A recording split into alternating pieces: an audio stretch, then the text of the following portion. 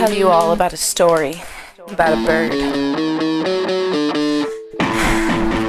So, about 2 years ago when I was still working at an undisclosed Arby's location on CY Avenue, it was just any other night until this bird flew in and it started hitting everything in the building until, and I swear to God, it kamikaze dive bombed straight into our fryer. And it was horrific, watching it try to flap its wings to get out of the burning hot oil, which obviously didn't work. And I was so lost and confused and fucking fried out of my brain too. When I called my manager, I was shell-shocked. And my manager told me to go fuck myself because they don't have time for that. Well, who would have guessed?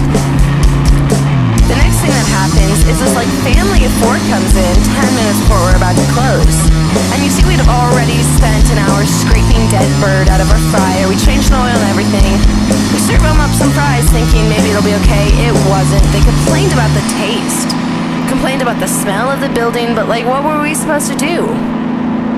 It just really reinforced the belief I've always had that corporations don't care about you, their employee, or you as their consumer.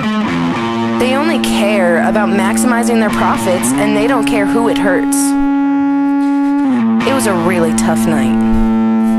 But at least I can say I got to have the craziest experience of my life that night. You see, I took Pidgin as my elective language in high school, and we had a little conversation, you see. And he looked at me with a message to give the world. His last dying words were,